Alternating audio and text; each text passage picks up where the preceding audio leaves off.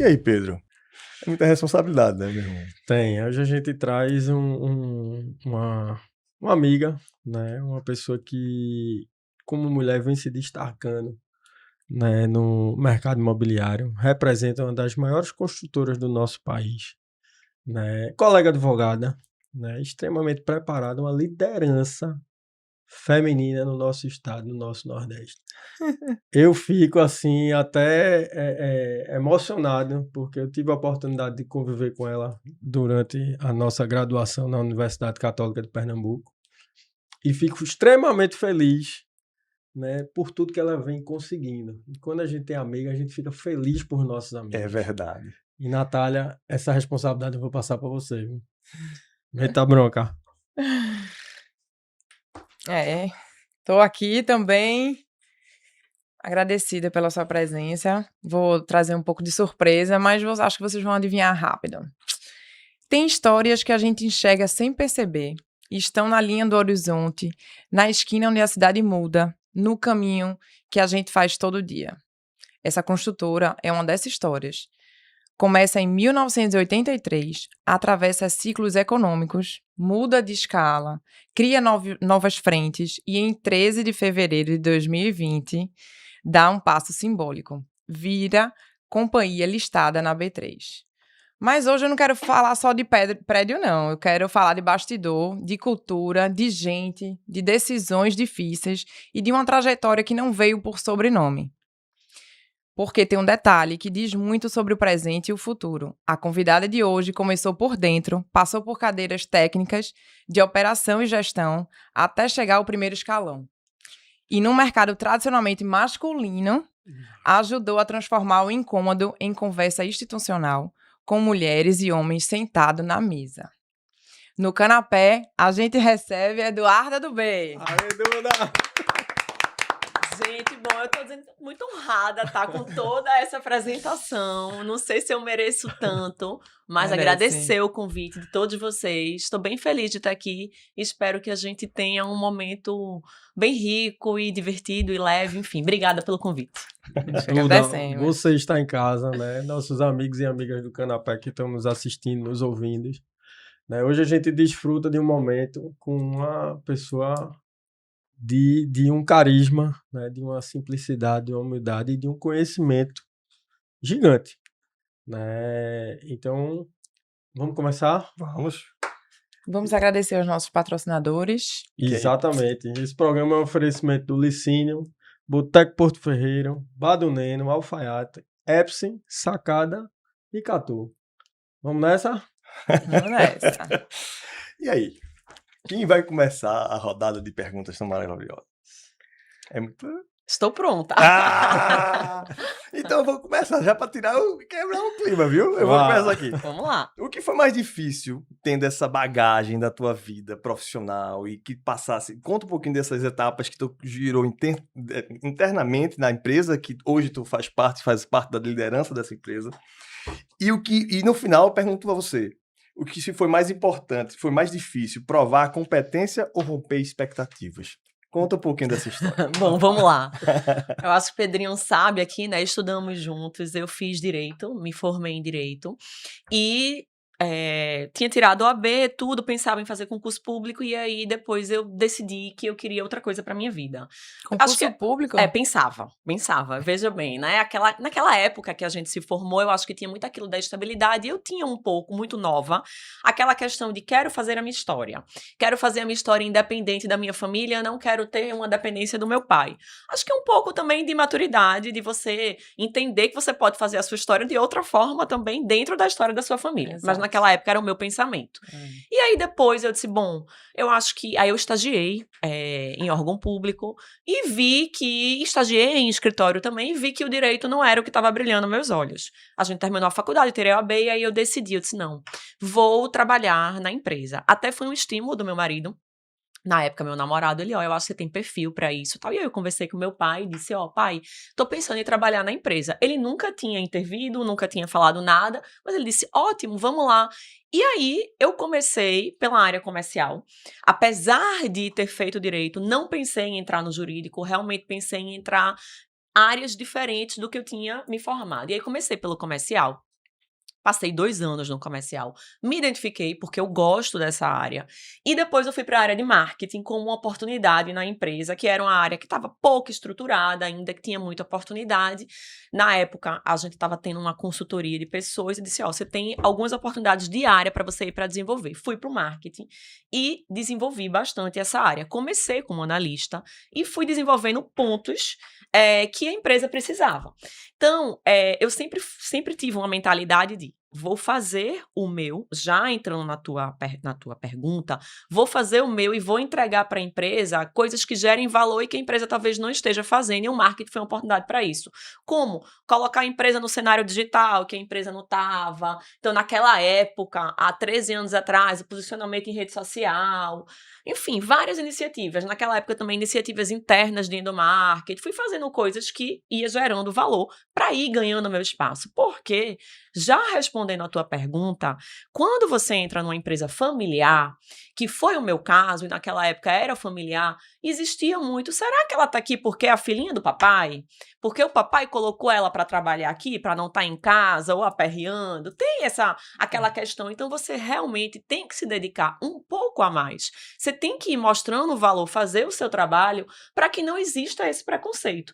E esse foi o meu modo de pensar, a minha forma. Então, eu sempre fui entregando. A cobrança é até pior. É pior, porque existe um preconceito. Será que aquela pessoa é capaz ou ela está aqui pelo sobrenome, pelas costas quentes que ela tem?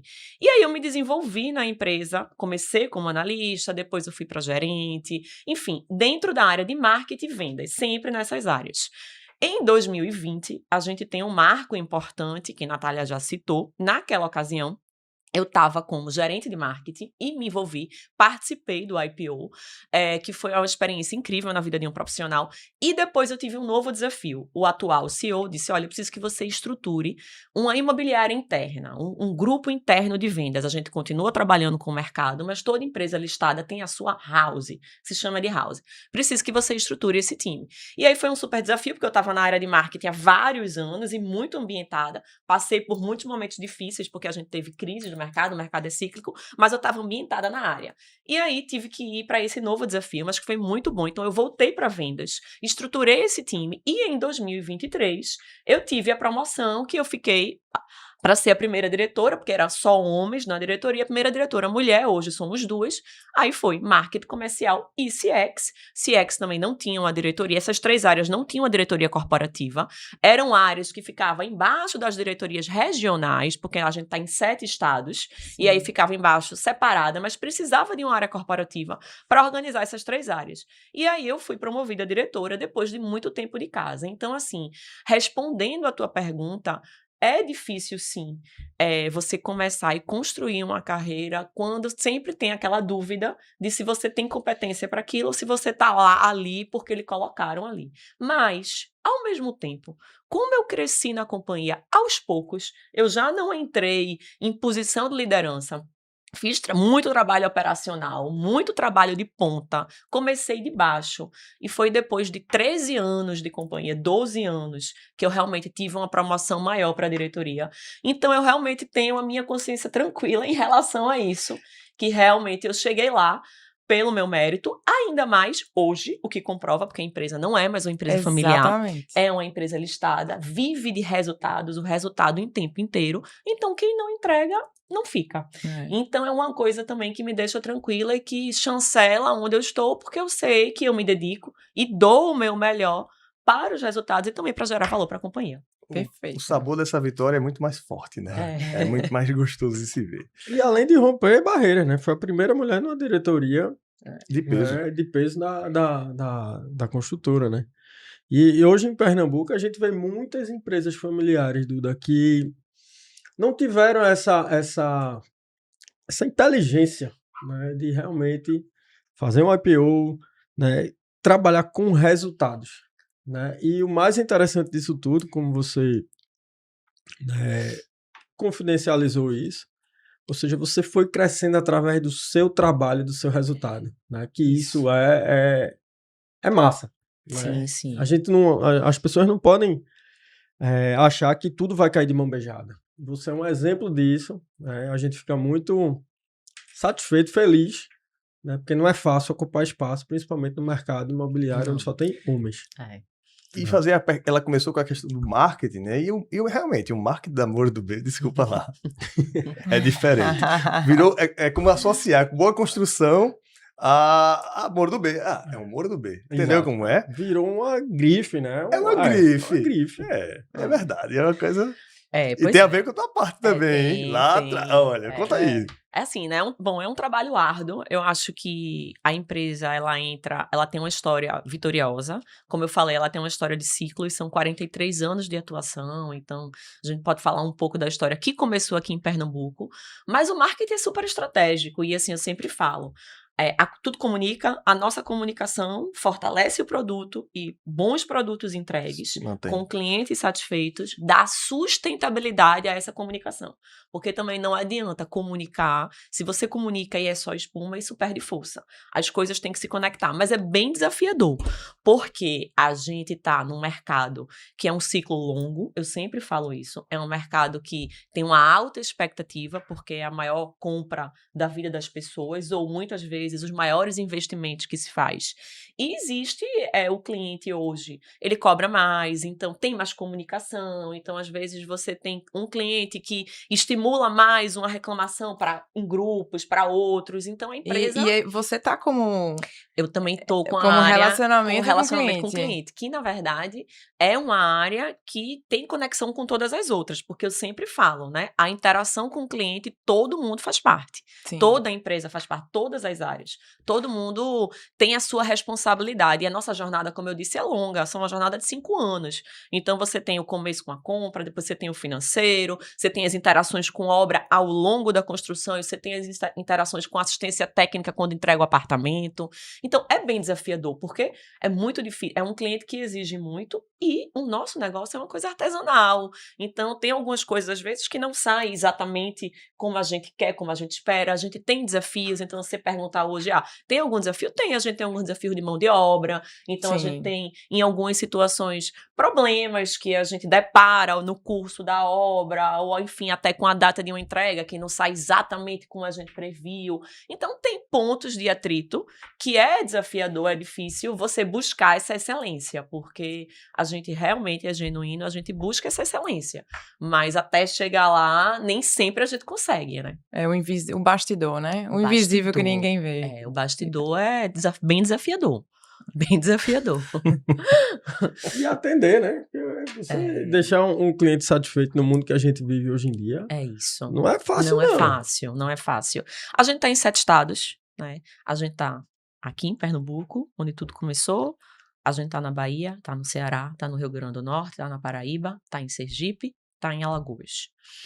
Falei Paraíba já, né? São 7 estados. Então, assim, querendo ou não, cada estado, cada cidade tem a sua peculiaridade e até, enfim, a gente tem equipes locais e a gente hoje está bem estruturado, mas até essa curva de aprendizado, de entrada em cada cidade, de acertar o produto como o cliente quer, os detalhes, porque às vezes muda um detalhe de um Nordeste é um grande Nordeste, Exato. né? Não existe Que um eu copia acho- e cola, exato. É. Cada cidade tem uma peculiaridade, né? Pois é, eu acho massa da Moro do Bem que eu acho que é o que passa, né, pra gente. Vocês têm uma bandeira que todo mundo acha que é limitada ao Nordeste, mas o Nordeste é enorme. Sim.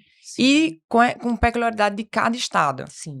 Porque, por exemplo, eu acho que Maceió já tem uns prédios menores. Sim, porque cada cidade tem a sua legislação local, né? A legislação municipal. Então, isso, como você falou, Aracaju tem limite de altura.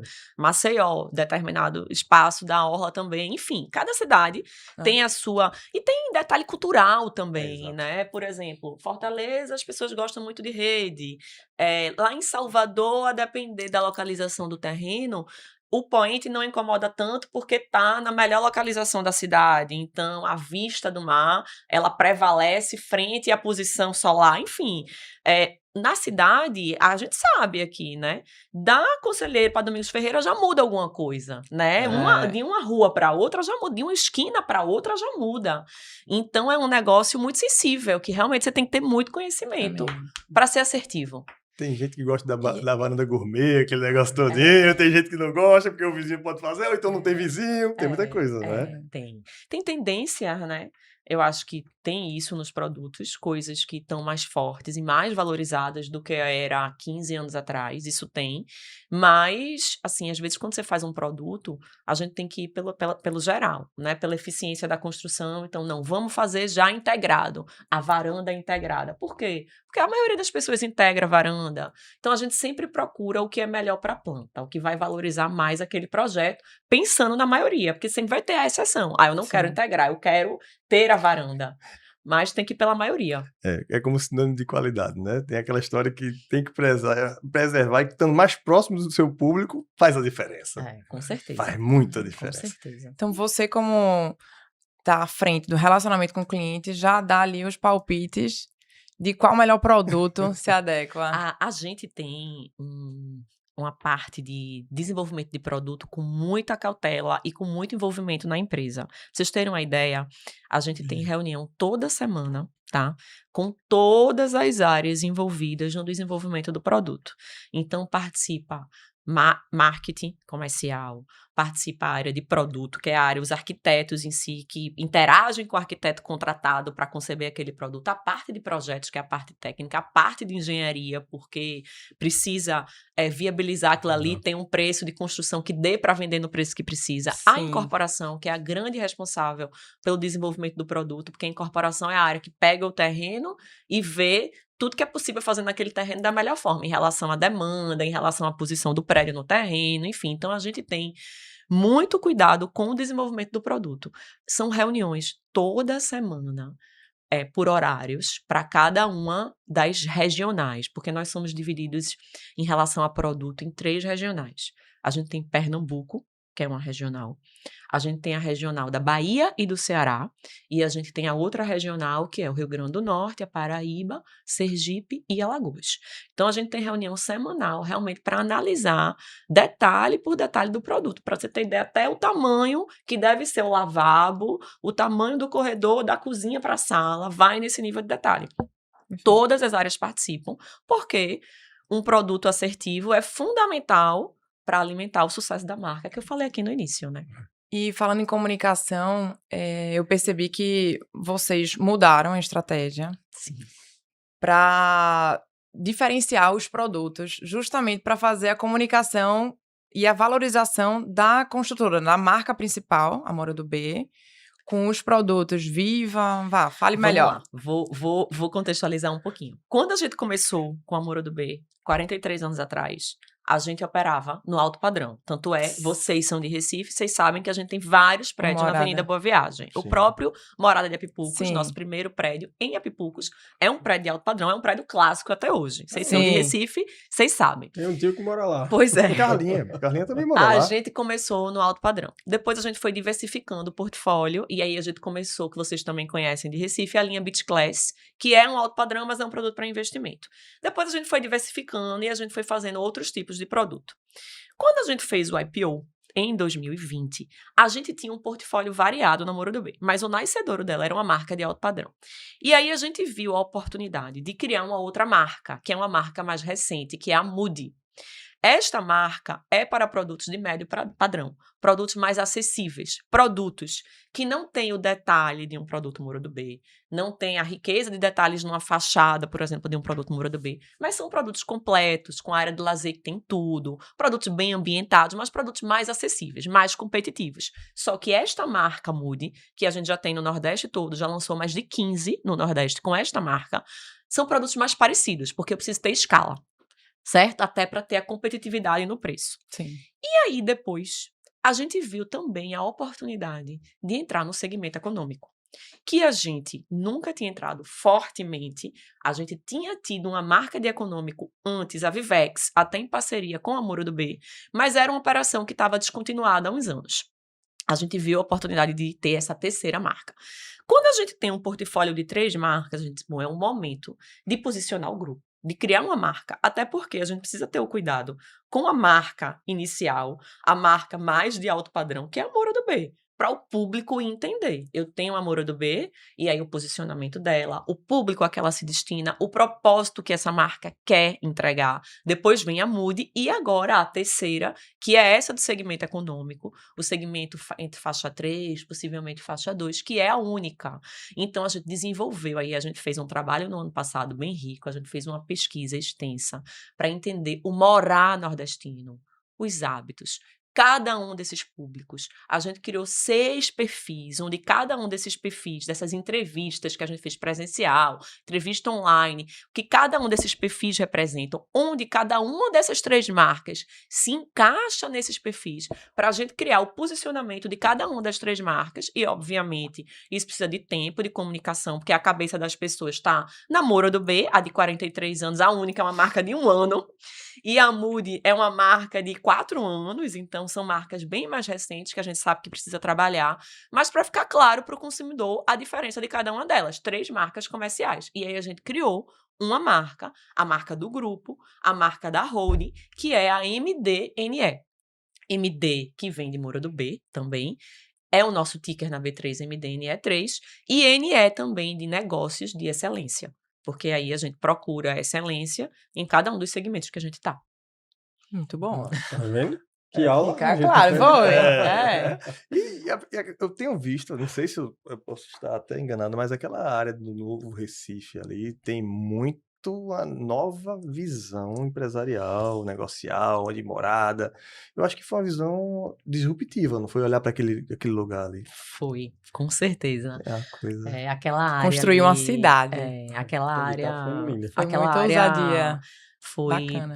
acho que foi ousadia, mas também acho que foi uma visão de futuro. Não, ousadia né? que eu digo. Isso, exato, uma visão de Bom. futuro e que vai ser muito bom para a cidade. Eu acho que a gente já sente. Sim. Eu acho que a gente já sente que mudou. E assim, é uma área que vai ser para todo mundo, porque você vai ter as moradias, Lindo, você vai ter os prédios, mas você valoriza o que vem atrás, né? É. Você tem uso, porque você vai ter usos públicos, porque você vai ter parque, você vai ter as pessoas andando na rua, que já está correndo, bicicleta, e revitaliza. Realmente revitaliza uma área que estava sem uso. Então, eu acho que é bom para todo mundo. A gente tem ali muito orgulho do que está sendo feito e de que ainda vai melhorar, porque ali está só começando. Eu acho que a gente tem um outro exemplo também recente, que a gente ficou bem satisfeito, que foi um prédio que é um moinho, né? Vocês devem conhecer ali, do grupo Revitalis ali, e aí a gente entregou esse ano os prédios para moradia, para investimento, apartamentos onde eram armazenados grãos de trigo, né? Então são silos. E aí também a gente ajudar a iniciativa privada, ajudar a revitalizar a cidade, a revitalizar o centro. Isso é muito bom. É uma iniciativa que a gente tem não só em Recife, como em outras cidades também, tá? De retrofits. Exato, eu ia perguntar sobre isso. De retrofits e de construções de novas áreas, como é o caso do Cais. Eu tenho visto na Avenida Boa Viagem algumas coisas muito interessantes. Tem prédios, porque tem prédios de arquitetura lindas, né? Tem prédios assim que você olha assim, que é uma construtora até antiga, mas tem coisas assim que você vai, poxa, isso aqui merecia ter uma nova roupagem nessa coisa. Eu acho que tem tido um mercado voltado para isso, né? Para o retrofit, não só a Avenida Boa Viagem, mas falo de vários lugares, para mim é que fica mais típico para que eu possa identificar. E tem situações em que vocês olham e o custo de um retrofit às vezes sai mais alto do que uma própria construção. É verdade isso? É verdade. Não é fácil fazer retrofit, porque às vezes você se depara com algumas dificuldades que você não esperava e que você tem que resolver lá e tomar uma decisão, e enfim. Mas não é fácil da parte de engenharia retrofit. É até mais caro, dizem, né? Sim, não é mais barato, sem dúvidas. Todas as obras que a gente teve de retrofit são obras desafiadoras. Essa do Moinho foi uma obra de engenharia, realmente foi super desafiadora. E a gente tem outros exemplos. A gente tem o Luxim, que era também um hotel na Avenida Boa Viagem, e que já estava sem operação, e que a gente moderniza, e que traz, na verdade, uma operação atualizada daquele equipamento, né? Exato. Porque a gente vai trazer uma operação como é hoje. Então, hoje você tem essas operações de curta estadia, Airbnb e tal, Então, a gente traz o equipamento para as pessoas continuarem usando com aquela vocação, não 100% hoteleira, mas com aquele mesmo serviço de hotel. Então, a gente tem o Luxim, a gente recentemente agora lançou onde era o Recife Palace, tá? Isso. E vai fazer outro retrofit, que aí é o Infinity Recife. A gente até fez uma campanha com Camila Coutinho, porque ela trouxe muito da visão dela aí de curadoria, de luxo, do que pode agregar para o empreendimento, e recifense também, com uma boa recifense, a gente queria valorizar a cidade. Sempre. Foi excelente. E aí a gente tem outros exemplos de retrofit. A gente tem esses aqui em Recife, a gente tem em Salvador. Em Salvador, a gente tem o Hotel Othon, né, o antigo Hotel Othon, e aí a gente faz um retrofit lá também, mas vai ter também operação de bandeira, a Hudson vai operar lá, então você também tem esse benefício de hotel, de curta estadia, e aí isso é muito bom para a cidade. Fomenta porque todo o negócio. Fomenta, movimenta, valoriza, revitaliza, e você pega um equipamento que estava parado, que estava sem uso, Exato. e dá vida, e dá uso àquele equipamento. Ou você moderniza, né? O Recife Palace, ele não estava parado, mas poderia fechar, e a gente volta a dar uso àquele equipamento, né? A gente tem o Othon na Bahia, a gente tem em Fortaleza um hotel que estava fechado, em Iracema, e aí a gente também está fazendo um retrofit. Então, a gente tem alguns exemplos de retrofit, mas realmente são obras desafiadoras, e não é porque é retrofit que vai ser mais fácil ou mais barato, pelo contrário. É muito Eu vejo o seguinte, sabe, Duda? E foi algo que assim, até chegava a me questionar. Né? Quem tem a oportunidade de visitar grandes capitais, né? Cara, sei lá, conhecer Londres, né? Tóquio, né? Algumas outras dessas grandes cidades que existem no Nova nosso York. mundo, Nova York. A gente sempre vê aqueles grandes centros, né? Urbanos altamente valorizados, né? E a Morumbi ter ido lá para o Cais e dar aquela renovada, né? Isso foi, assim, foi inspirado em alguma dessas cidades ou foi aquela oportunidade, aquele terreno, a negociação? Porque está mudando a cara de Recife, né? Não, com certeza, essas cidades inspiram, tá? A gente vê áreas que estavam sem uso e você voltar a utilizar. E, assim, é muito importante que a iniciativa privada esteja, porque moradia gera densidade, então traz outros serviços, então estimula o ecossistema, né? A moradia, a gente morando, consome o produto, o serviço, e aí estimula o ecossistema de ganha-ganha. Então, a gente sim, todas essas cidades inspiram, porque o que a gente quer é trazer o que tem de melhor. De verdade, a gente não quer entregar só o produto para o cliente. Óbvio que isso é principal, mas a gente quer entregar para a cidade também. Então, a gente fica orgulhoso, como eu tenho alguns exemplos aqui, do Cais, a gente tem exemplo em Salvador, da Orla de Ondina, que é circuito do carnaval, que a gente tinha um hotel parado lá, e a gente fez novos empreendimentos, e fez empreendimento de moradia, fez empreendimento de beach class, a gente está fazendo o retrofit do Otom. Então, você tem uma requalificação daquela orla, que é uma orla super importante. E aí você faz as calçadas, e aí você traz movimento para aquela área, você traz um novo, qualidade você de vida do andar, né? Você revitaliza. A gente tem uma outra área também, que a gente também tem muito orgulho, porque isso realmente é um exemplo de urbanismo, é mais do que desenvolvimento só imobiliário para moradia. A gente tem 2 áreas em Fortaleza bem interessantes, que depois vale até a pena olhar, que é na região do Kennedy, que é uma região da cidade que até tem o Rio Mar lá, e o Rio Mar veio depois também, a gente fez essa casada com o Rio Mar, e aí é uma área que mudou, que há 10 anos atrás, quem é de Fortaleza sabe, eram só casinhas. Hoje você tem mini shop, você tem o shopping novo Rio Mar, você tem academia, você tem Burger King, você tem supermercado novo, e aí você tem moradia, você tem praça, aí você tem gente correndo na rua. Então você vê vida no Trazendo ambiente, movimento né? mesmo. Você vê a economia desenvolvendo, como também no Papicu, que era um terreno que estava parado, perigoso. Aí a gente fez um empreendimento com torres residenciais, empresariais, que é um Evolution, que também tem aqui em Recife, Evolution junto do Shopping Recife. Sim. E o Rio Mar, lá, colou lá, veio também. Então, você vê o desenvolvimento que você traz para a cidade através da iniciativa privada. Então, isso é uma coisa que nos motiva. Não só ficar entre muros, do muro para dentro, e sim também trazer do muro para fora, para a cidade. Isso é muito bom, Essa né? interação, né? Sim. Porque o grande problema, né, do Brasil é a violência, Infelizmente. né? E um dos. Mas a Moura do Beco tem feito isso, né, junto com essa realidade, de trazer essa interação para que a gente possa poder caminhar, nem que seja dentro da cidade construída, que a gente possa ir para a academia, que a gente possa ir para uma padaria, né? Por ali, ou deixar nossos filhos fazendo as atividades para que não saia da rua de ir para uma natação, né? Ou ficar brincando embaixo do prédio. Ali. Isso, apesar do calor da nossa cidade, que não ajuda esse walkability, porque é quente pra caramba o caminhar.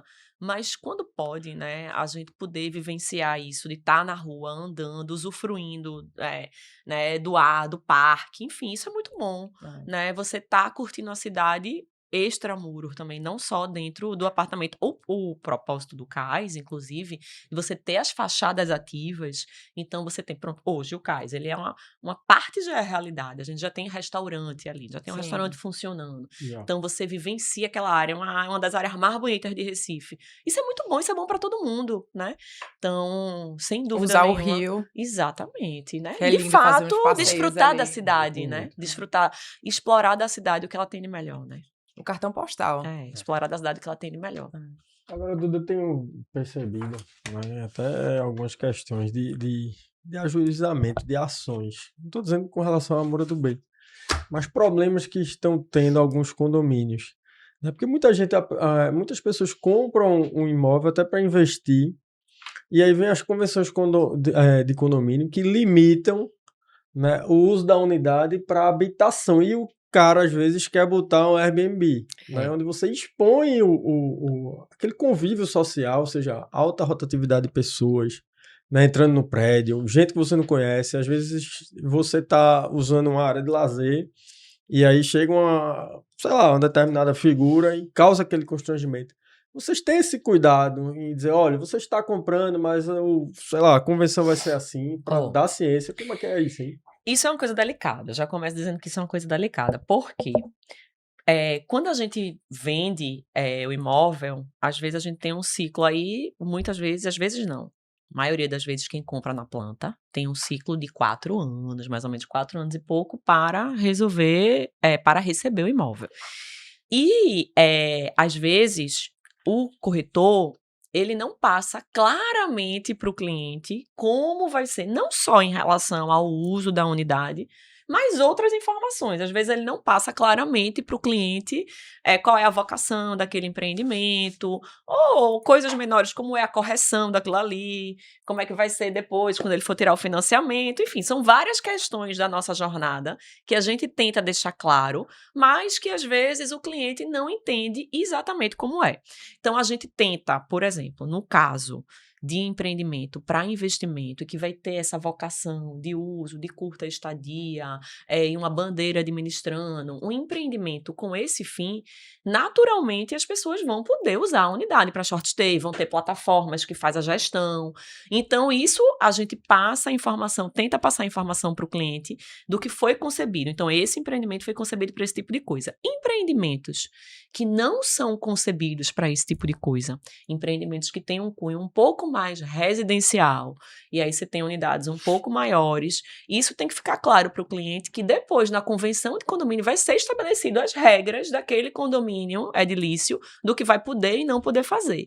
Mas, às vezes, a gente tem problema, Pedrinho, de chateação dos clientes, porque, às vezes, é muito detalhe que as pessoas não têm o conhecimento, e também às vezes quem faz a venda na hora ou não sabe tirar dúvida, ou essas questões não são perguntadas na hora, e fica esses problemas posterior para quando a pessoa recebe a unidade. O que a gente tenta é sempre realmente, que é um desafio também, é qualificar cada vez mais quem está vendendo, para, dentro do cenário de informações, deixar o mais claro possível e também deixar a informação do que tem naquele momento, porque às vezes pode mudar também, como eu disse, é um ciclo longo, e depois algumas definições serão feitas só depois de constituído o condomínio, né? O condomínio edilício. Exatamente. Você tem que ter transparência no que você vende, né? Exatamente. É mais aquela informação. Tem que crescer, mas crescer com sentido, né? Tem que ser aquela coisa desde o início, que é uma das preocupações que eu percebo bem da Moura do B, é tratar o cliente com essa respeitabilidade, que aí diminui muito as questões jurídicas, de questionamentos e de possíveis celeumas jurídicas, porque eu acho que a base na informação, apesar de ter essas pequenas coisas, não é? Vocês têm minimizado bem, não é? Essa parte. Tem investido muito nisso? A gente tenta, assim, é fundamental a transparência, né? A gente ter o máximo de transparência possível com o cliente. Como eu falei, novamente, a gente tem esse desafio porque a gente tem um intermediário no mercado imobiliário, muitos vendedores, e às vezes o cliente se relaciona com aquele vendedor, não se relaciona com a incorporadora, depois do pós-venda vai se relacionar, e às vezes o cliente se depara com algumas coisas que não ficou tão claro. Um momento de venda, às vezes, quando a gente tem produtos muito quentes, produtos muito líquidos, e aí a venda é rápido, então é aquela venda na emoção, não, eu quero a unidade porque eu quero investir aqui, e às vezes não entra no nível de detalhe, e depois se depara com algumas situações. E não, às vezes, na venda de um imóvel não é só um corretor. Às vezes é um corretor do corretor, quando vê uma corda de caranguejo. Imagina o pombo correio. A gente já aprendeu desde criança que tá levando sem fio não funciona. Exatamente. Mas é o que acontece, porque a gente vê que tem empreendimentos com uma liquidez assim imensa, porque você vê. Às vezes, pronto, eu já fui cliente de vocês um momento, e antes de comprar, já chegou outra pessoa para comprar e terminou comprando. Ou seja, chegou para vender algo, colocou de uma forma tão rápida que as unidades foram rapidamente. E a gente, pensei que um mês ia dar tempo para fazer a compra, quando fui ver, não tinha mais esse espaço. Que até eu fico um pouco preocupada, às vezes. Vende muito pensando rápido, na experiência, às vezes. porque tem produtos que são muito líquidos e tem uma demanda muito grande. E aí é aquela venda rápida, realmente, e a gente também não pode perder a oportunidade, porque venda é velocidade. Mas nessas vendas, às vezes, como é muito rápido, às vezes faltam alguns detalhes do cliente questionar, entender, e que depois ele se depara e às vezes fica chateado. Então, bom, o que eu sempre falo é, nossa comunicação institucional com o cliente tem que tentar ser o mais clara e objetiva possível, e a gente passar o máximo de informações possível para que ele não se chateie e que ele não se depare com surpresas posteriormente, e não depender do intermediador. A gente ter essa comunicação clara desde o início, a transparência com o cliente. Deixa eu puxar a sardinha aqui pro lado das mulheres. Faz isso. Que não pode. Você, com um dos primeiros projetos que você fez sendo alto escalão, foi Lugar Delas. Isso. Foi muito bem no mercado imobiliário. Essa Natália tá danada. No mercado imobiliário, tipicamente masculina, você botou pra torar. Bom, Conte como foi. E como foi a experiência de você colocar os homens na mesa, né? Porque geralmente as mulheres falam... Geralmente a patotinha de mulher falando mal, né? Do comportamento. Mas foi incrível sua visão nesse aspecto.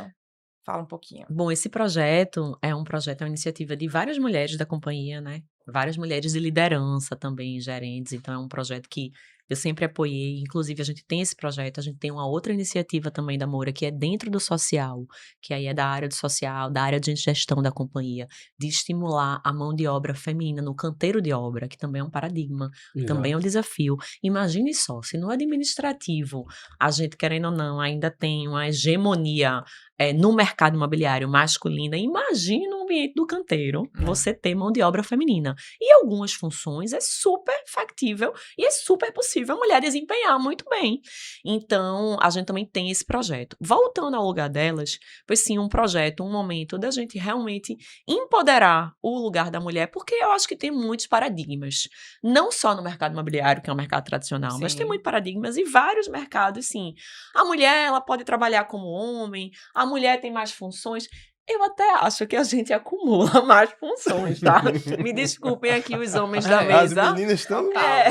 Eu até acho, porque as funções maternas e domésticas na nossa cultura, eu ainda acho que ainda sobrecarrega mais a gente. É verdade. Mas eu acho que a gente consegue dar conta. Tem nossa admiração, né, Pedro? Eu sempre falo que a gente não pode querer ser Mulher Maravilha e tem que contar com rede de apoio. Mas foi um projeto para empoderar realmente e trazer exemplos de mulheres de sucesso na companhia, para estimular e de outros mercados. Então, história de como desenvolveu esse posicionamento da mulher, da história até hoje. Então, foi um projeto que a gente fez durante um período com as colaboradoras, justamente para trazer e quebrar alguns paradigmas. A mulher pode ter filho e continuar trabalhando, a mulher tem os momentos dela de licença maternidade, de direito, mas depois ela volta, e se ela realmente gostar do que faz, se ela realmente for competente, não tem isso de gênero. Então, foi realmente, a gente criou um projeto para ter debates, para ter discussões e realmente quebras de paradigmas, até para lideranças femininas de achar, eu sou mulher, então eu não vou ter esse espaço. Não é isso. Eu acho que não existe isso hoje, eu acho que isso já está muito desmistificado. Eu acho que a mulher, ela faz tanto quanto o homem, cada um tem a sua forma. Eu acho que o gênero masculino tem coisas a seu favor, como o gênero feminino tem várias outras, e a gente fez esse projeto justamente para realmente estimular essa bandeira, não só no administrativo, como eu falei também da inclusão do trabalho feminino no canteiro de obras. Isso é um bom exemplo. É um exemplo a ser seguido, não é? Sempre. Eu costumo dizer à minha esposa, eu disse, olha, eu só consigo fazer uma coisa. E as mulheres conseguem fazer 10 coisas ao mesmo tempo. E realmente é isso, a mulher tá aí, né? Acho que Duda é uma prova viva, né, de que trabalho, né, a mulher tem espaço, a mulher tem competência, né? Que ótimo ter você nesse segmento, né? Você mudar esse cenário do mercado imobiliário, da construção civil, né? Promover a inclusão de mulheres. Eu, particularmente, fico muito feliz, né? E se você precisar de nós, né, o Canapé está à disposição para a gente poder impulsionar a força feminina no nosso estado, no nosso país. Que bom. Eu acho que é importante. A gente sempre, essas coisas de estímulo, de exemplo, vai fortalecendo esse movimento, né? Então, eu acho que é bem importante. A gente tá levantando essa bandeira sem radicalismos, né? Mas a gente tá sempre levantando essa bandeira com naturalidade. Com naturalidade. Com trocas, exatamente. Para entender e estimular a empatia, né? Exatamente. Perfeito. É sempre bom receber pessoas que somam, acrescem e valorizam, né? As mulheres, as pessoas, a luta e o empoderamento real, né? Da forma de sucesso, capacidade técnica e saber alcançar em todos esses pontos de forma sutil, sem perder a feminilidade. Eu acho que isso nos encanta tê-la conosco, tá? Eu acho que deixa... já começa assim, eu sei que já brincando, já tá passando... olha, já voou o tempo, né? Assim, acho que tá passando... Tem mais um tempo ainda. Tem mais perguntas. Mas eu digo, muitas perguntas. Eu digo, como tá gostoso esse nosso momento hoje aqui no Canapé? Que bom. E aí, Pedro? Não, assim, eu vejo outras coisas, sabe, Duda, com relação a você se adaptar ao mercado, né? Que às vezes é tão difícil, né? Porque, geralmente, hoje o mercado está muito dinâmico, muito rápido, é muita informação, né? A gente vê empreendimentos há alguns anos atrás que era basicamente o quarto, a sala, a cozinha, né? Feito você comentou, aí vem o espaço gourmet, vem agora a estação solar, tem que ter a brinquedoteca, tem que ter a área de churrasco, a piscina.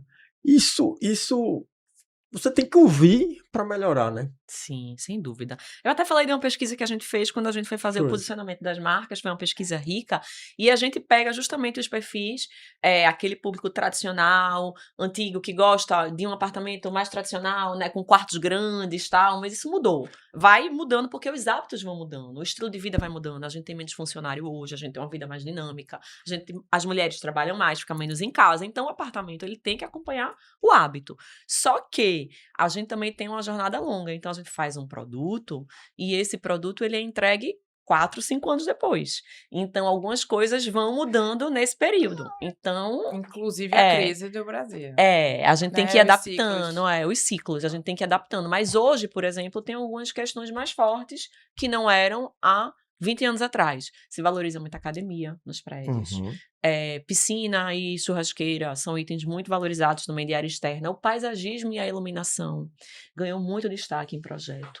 Antes não se tinha uma preocupação tão grande com o projeto de iluminação da fachada de uma casa, de um prédio. Hoje tem. O verde ganha muito destaque. Não só o verde nas fachadas, como também o verde na área do lazer. A própria planta do apartamento, a gente traz um cenário para a cozinha americana, integrada à sala, que não era hábito. Se você pega um apartamento tradicional, a cozinha vai estar mais escondida, não é verdade? E aí você tem a cozinha na sala, você tem a cozinha na varanda, então, com certeza... Antes tinha até uma mesa para o café da manhã na cozinha. Na cozinha, uma copa. Eduarda, né? me diga o seguinte, houve algum reflexo da pandemia, assim, a pandemia, porque a pandemia quando veio, trouxe a ideia de ficar mais junto, mais perto, não sei o quê. Aquela história de ficar mais dentro da sua casa, dentro do seu ambiente, e não sair para aquele período. Houve algum reflexo desse período de introjetar a família como um recurso mais importante naquele período, e isso refletiu nas obras futuras a partir dali? Eu acho que a gente tem um pouco de reflexo da pandemia no sentido de, na época da pandemia, se valorizou muito o momento de segunda residência. Então, na época da pandemia, a gente teve um boom aí muito de empreendimento de segunda residência de praia, tal, essa valorização. A valorização de área externa, tá? Mais verde no prédio. Também a valorização de área social do apartamento, eu acho que aumentou. Eu não vou dizer que é só pós-pandemia, mas eu acho que aumentou essa questão de cozinhar em casa, da cozinha gourmet. Eu acho que trouxe esse hábito também das pessoas curtirem mais em casa. Eu acho que também lei seca, a questão da preocupação de beber e dirigir. Receber isso também em conta. casa. Então, o receber em casa, eu acho também é uma coisa dessa área social. 2 prédios ter um gourmet, um espaço de jogo com gourmet que tem essa função versátil. Então, a gente tem algumas coisas, sim, que eu não posso dizer, foi só a pandemia, mas que, coincidentemente, veio também aí pós-pandemia de 5 anos para cá, né? Agora, há alguns espaços que na época da pandemia se procurava e se falava muito como coworking, ter um espaço de trabalho em casa, isso eu acho que deu uma diminuída. Deu uma queda. Não, eu vejo alguns empreendimentos prontos, porque sempre quando a gente entrega e a gente tem uma leva que a gente entregou justamente pós-pandemia, eu não vejo tanto movimento em coworking dos prédios e salas de reunião dos prédios. Quando o projeto é grande e é possível fazer, a gente coloca. Mas, por exemplo, coworking não é uma área que a gente tem valorizado na área social do prédio, que na época da pandemia estava todo mundo preocupado porque se pensava esse trabalho em casa e tal.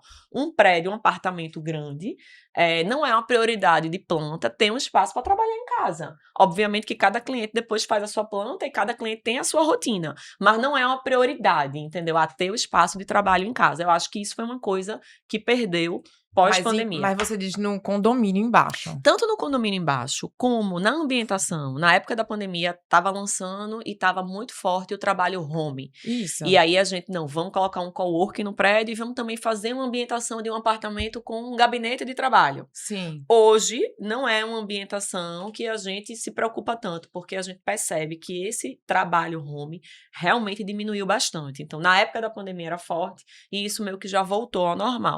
Então, se couber couber, a gente coloca um coworking, se couber no projeto tanto de lazer, como também se a planta do apartamento permitir um gabinete em casa. Mas não é um layout de planta que a gente tem beneficiado. A gente beneficia, por exemplo, fazer uma sala social com uma varanda grande, um ambiente grande para receber, do que um gabinete de trabalho. No modelo de planta comercial para se vender, entendeu? É a tendência, né? Ou seja, a tendência vai mudando totalmente Tem que ir acompanhando, às vezes não é tão rápido. Então, por exemplo, eu tive prédios que eu lancei na pandemia em 2020, que foi entregue agora, em 2025, né? E tem o espaço de coworking. Não sei se terá esse uso. Agora, a gente sabe que tem ambientes que realmente são cada vez mais valorizados. A academia nos prédios é um deles. Realmente, a gente tem investido e a gente faz projeto de academia com consultor para ver a quantidade de máquinas, o tipo de máquina que precisa ter. Perfeito. Realmente, e piscina sempre continua sendo, essa área externa continua sendo valorizada nos condomínios. Academia é economia de tempo, né? Você Tempo. desceu, malhou, subiu, vai cuidar da Eu, vida, particularmente, malho Eu também. no meu prédio. Todos nós, né? Saúde sempre, né? E assim, eu acho que quem quer ter o social da academia, ótimo, mas tenha no final de semana. Se quiser descer pra academia do seu prédio, é um super malhador que faz uma coisa na academia e de noite no prédio vai fazer outra. Enfim, eu acho que só agrega, até para quem gosta de academia, pro social, né? Porque a academia traz esse social também, né? Obviamente. É isso. Ô, Duda, litoral de Pernambuco, pelo menos o litoral sul, tá um pouco mais saturado, né? E aí você vê muita gente correndo ao aeroporto de Maragogi. Existe essa tendência de Moura do Bem para litoral, de Alagoas? Como é que tá isso, hein? Como é que tá o mercado? Já estamos no litoral sul de Pernambuco há um tempo e também no litoral de Alagoas. Foi até umas iniciativas nos lançamentos pós-pandemia que foram sucesso de vendas, tá? Vendemos muito no litoral e rapidamente. Isso é uma coisa brutal. Hoje, se você me perguntar, sinceramente falando, está mais ofertado? Sim. A gente tem o litoral sul de Pernambuco muito consolidado, mas está bem ofertado.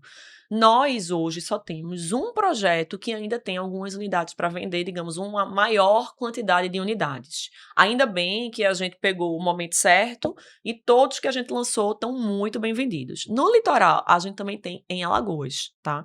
A gente tem em Patacho, que foi sucesso de vendas do público pernambucano, inclusive, e a gente lançou recentemente em Milagres, mas é um projeto menor, não é projeto grande. Que também é uma praia que é destino, e é destino nacional, enfim. Sim. Então, a gente apostou. A gente, projeto no litoral, tem esse. A gente também tem em Fortaleza, que é a região onde está o Beach Park de Fortaleza, que é Aquiraz, Porto das Dunas. A gente tem projeto ali. A gente tem no Cumbuco, que foi muito bem vendido, porque é uma região, uma praia forte da cidade que não tinha equipamentos novos, então a gente realmente pegou uma oportunidade. Mas, falando de Pernambuco, a gente não tem lançamentos previstos mais para essa área agora, não. A gente vai terminar o que a gente tem para vender e vai avaliar. O aeroporto vai ajudar? Sem dúvida, ajuda. Tudo que traz logística e facilita a logística ajuda. Mas a gente não, fora esses que a gente lançou, a gente realmente quer ter cautela, esperar terminar de vender o que tem para avaliar, porque está muito ofertado, sim. Está bem ofertado. Eu vou perguntar ela no finalzinho, qual a dica de investimento? Viu? Quem tá escutando, fica ligado. Fica ligado, Duda vai dar uma dica. Ô, Duda, e o termômetro da economia no país é o setor da construção. Quando a economia está baixa, qual é o plano de de alerta aí na empresa de vocês? A gente tem que sempre calibrar, né? E a gente tá, todo trimestre a gente calibra e verifica a velocidade de vendas, o VSO. Então, se o VSO da companhia está constante, a gente pode continuar lançando. Se o VSO cai, segura lançamento. Não vamos colocar produto novo no mercado. Obviamente, quando a gente tem cresce a taxa de juros, tira gente da mesa, né? Você dificulta a compra, você tira o investidor tradicional, a taxa de juros cai, você traz de volta e ajuda. A gente tem que estar equilibrando o nosso ciclo de lançamentos de acordo com como a empresa vem se comportando. Não só também, óbvio que a economia é um termômetro, mas é a questão da confiança também. Então, a gente teve alguns momentos que a taxa de juros estava alta, como foi no ano passado, mas se a confiança estava positiva do consumidor, a gente segue vendendo. E, obviamente, condição sine qua non, você ter produtos que são líquidos e que são atrativos à prova de qualquer momento. Então, quando a economia não está bem, você não pode errar. Você tem que ser muito assertivo, porque se você lança um produto que está um pouquinho desencaixado, você sua muito para vender. A gente tem muita cautela. Então, por exemplo, a gente tem um terreno X aqui em Pernambuco. Aqui em Recife, não vou dizer onde é. Antes de lançar, a gente sempre faz pesquisa. A gente fez uma pesquisa de mercado, mas a gente ainda assim estava na dúvida. O tamanho do projeto, o tamanho do produto, o ticket, o cenário. A gente conversou com várias imobiliárias de mercado. Antes de lançar, as imobiliárias, não, ó, compacta mais um pouquinho e tal, a gente vai tentar mudar o projeto. Então, assim, a gente tem que ter muita cautela no lançamento do produto, para em que épocas que não tá tudo tão óbvio, não tá tão bom, a gente não ter problema de venda. Até porque nós, hoje, como uma empresa listada, a gente tem ritmo de velocidade de venda, manter VSO. Então, a gente não é uma empresa que pode lançar, não quero vender agora, não. Vou esperar um pouquinho aqui. A gente não tem isso, a gente tem... É o fator né? de segurança, A gente né? tem aquela questão de ritmo, manter ritmo, pressão, número. Então, a assertividade precisa ser maior ainda para que a gente mantenha o VSO da empresa, mantenha o ritmo de vendas. Arretado. Saber, cara, quanto mais fala, mais dá vontade de comprar um Moro do B, viu? Temos várias opções, tá? Não só em Recife. Opções boas para investimento. No CAIS, inclusive, vamos ter esse ano opções de apartamentos compactos. Eu, particularmente, investi no CAIS, porque eu acredito muito que aquela região vai pegar preço. Para mim, vai ser o melhor lugar de morar em Recife, de vivenciar Recife. Amo Boa Viagem, moro em Boa Viagem, mas eu aposto ali. E a gente vai ter apartamento compacto ali esse ano, tá? E esses lançamentos podem contar com a gente aqui pra gente lançar de início lá as novidades, né, Pedro? Hein? A tendência da nossa cidade, Recife, né? E se puder revelar outras tendências nas outras capitais nordestinas. A gente tem o centro como tendência agora, Duda. Vale a pena investir ali? Eu acho que é boa essa tendência de centro. Salvador mesmo também está super estimulando incentivos, né? Então você teve hotéis, você tem Fazano, você tem Fera, você teve agora, vai ter um outro hotel de charme, que foi uma casa conceito do ano passado. Então, essa revitalização do centro é muito positiva. Aqui também a gente tem essa movimentação. O Cais é praticamente no centro do Recife. Eu citei o Moinho, você tem esse novo hotel que trouxe um centro de convenções. Então, isso é muito positivo, porque a gente tem centros lindos. Recife tem um centro lindo, Salvador tem um centro lindo, e você não ter usabilidade, você não ter moradia, tá ali parado, então isso estimula o turismo também, então eu acho que é positivo para todo mundo, sem dúvida, para a cidade. Ok. Vamos pro centro. Eu gostei. Gostei da dica. Olha lá, Natália. Transporte. Pensa lá. Eu queria muito que tivesse um transporte ali no Rio. Pois é. Que as pessoas realmente fizessem uso. Olha, e você acredita que eu estava vendo lá? Eu gosto de sempre estudar um pouquinho da antiguidade e tal. Os meninos até brincam comigo isso. E a história dos holandeses, Recife foi projetado para que os rios fossem realmente utilizados. Exato. Então, aquela área dali, dando esse atrativo. E aí é mais uma força para o nosso Recife. E deixa a cidade tão bonita, né? Uma cidade, Recife é muito bonita. Tem muita coisa linda aí por vir, né? Eu acho que tem um projeto ali que... Quem sabe o novo Cais não consegue dar essa... Olha lá. Já tá dando, né? Já tá dando. Eu digo assim, pro o restaurante público. Exatamente. Eu entendo e digo o seguinte.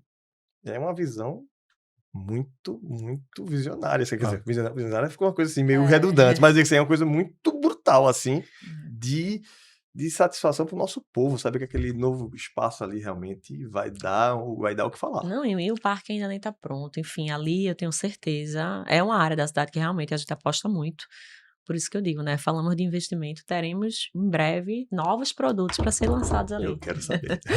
Olha aí, vamos lá. E aí, doutor? Deixa eu só fazer uma pergunta. Como é que vocês acompanham a tecnologia que a engenharia tem desbravado para agilizar, para economizar os custos? Precisa. Bom, a engenharia não é uma área que eu domino, né? Mas é uma área muito forte da empresa e o nosso CEO, inclusive, é engenheiro também, ele era da engenharia, então é uma área muito estruturada e que tem que sim estar acompanhando a tecnologia e sistema de produção, técnicas construtivas, eficiência, produtividade, tudo isso a tecnologia ajuda, porque a engenharia é fundamental para o resultado do negócio, né? Sim. Você executar aquilo ali com o preço que foi estabelecido, no custo e prazo que foi estabelecido, é fundamental para que no final o negócio dê resultado, dê a rentabilidade que o acionista espera e que a gente desenhou e esperava. Então, a gente, inclusive, está no momento de reestruturação da engenharia, fortalecendo a engenharia. Então,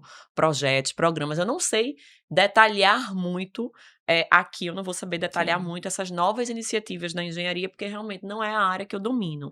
Mas eu sei que a empresa é muito atuante também nisso, porque é fundamental. Por exemplo, a marca Mood.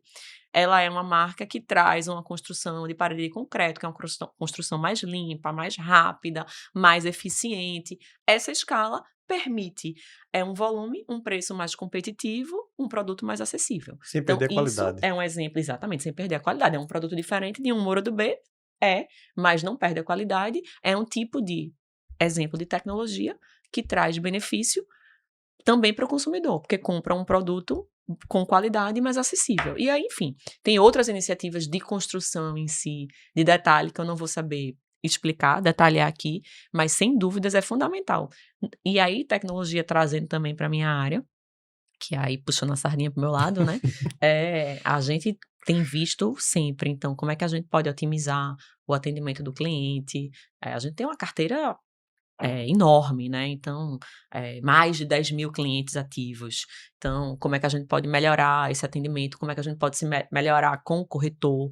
Então, ontem mesmo eu estava vendo um projeto junto com um grupo de trabalho de inteligência artificial, para uma novidade ainda, né? Que a gente ainda não lançou, mas eu estou querendo criar um coordenador virtual para estar tirando dúvida, né? Para o corretor ali, porque o corretor precisa de muita informação. Então, sempre usar a tecnologia para melhorar o serviço. No caso da engenharia, para melhorar a produtividade. No nosso caso, no meu caso aqui, marketing, vendas, para melhorar a experiência, para melhorar o serviço, o atendimento. Tudo bom, eu acho que é assim que tem que ser. Que Assim que tem que espaço ser. enriquecedor. Gostei. Assim, Essa mesa, mais uma vez, está se provando como mesa da verdade, das coisas Não. boas, das coisas que fazem a diferença para Pernambuco, para o nosso povo, nossa gente, nosso sotaque. Mostrando nosso sotaque, falando tete a tete para qualquer lugar do Brasil e do mundo. Mostrando que Pernambuco é forte na construção, na cultura, na arte, no empreendimento, em todos os setores. Pernambuco está aí. E o Canapé está demonstrando, está fazendo seu papel. Não está não, Pedro? De Pernambuco. E as mulheres. Todo mundo. Olha, as mulheres estão... Olha, não é por nada não. As meninas que estão vindo compor, né, a nossa mesa vem cada vez enriquecendo com a beleza de Natália, inteligência, capacidade técnica. E aí vai dar todo... Olha, essa nossa mesa está muito bonita, Pedro. a gente teve esse espaço, né? Teve esse feliz encontro com o Duda, né? Eu chamo de Duda porque Sim, eu lógico. sou fã dela, né? Conheço há muito tempo. É uma pessoa que batalhou, né? Trabalhou, né? Ganhou seu espaço através do mérito dela, da competência dela, né? E hoje está aí no nosso cenário nacional, né? E hoje a gente aprendeu, né?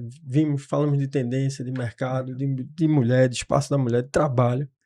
E eu, assim, não vou dizer que eu estou satisfeito. A gente vai ter outros momentos com a Eduarda para ela trazer mais novidades. Mas eu fiquei muito feliz, Natália, com essa conversa que a gente teve agora de manhã. Obrigada pela sua dedicação, pelas suas inovações no mercado de Pernambuco. E realmente eu sei que o quanto foi feliz esse dia pra gente, como o Canapé está feliz, viu, Eduarda, por tua presença. E não podia ser melhor. Hoje, normalmente, normalmente o Canapé dá a palavra a Pedro, que Pedro faz aquela finalização. Mas hoje, Natália, hoje é contigo, porque a força feminina foi bem colocada aqui e agradeça da forma que você sabe fazer melhor. E que sirva de inspiração para quem está assistindo, quem está escutando. Rapaz, ganhe seu espaço, trabalhe, que tem sucesso, Duda. E a gente deseja para você, para a companhia, né, sucesso, que realmente vocês tenham essa sensibilidade, né, com a cidade, com o povo, com a parte social. Eu, particularmente, não sabia dessa questão social da Moura do Bey. E sucesso. Bom, obrigada de verdade por estar aqui. Eu, como boa pernambucana, tenho muito orgulho de quando eu chego em outros estados. A gente está sendo realmente uma empresa de referência nacional. Hoje somos realmente uma das maiores empresas aí de construção do Brasil, e trazer aí uma empresa que é pernambucana, que nasceu em Pernambuco e que está se desenvolvendo aí por esse Nordeste, e poder falar um pouco aí da história da empresa, que obviamente se coincide com a minha, e foi um prazer, estou sempre à disposição para a gente trocar uma ideia aqui. Obrigada de verdade pelo convite. Natália? Obrigada, agradeço. Então, fico muito feliz, repito aqui as palavras deles, sendo uma mulher, e que o sobrenome não é só o sobrenome, é você, Maria Eduarda. Olha, é com muita felicidade que encerramos esse episódio do Canapé Podcast. Olha, muito obrigado, Eduarda, por esse momento. Obrigada, conosco. gente. Foi Obrigada, massa, valeu. Eduarda.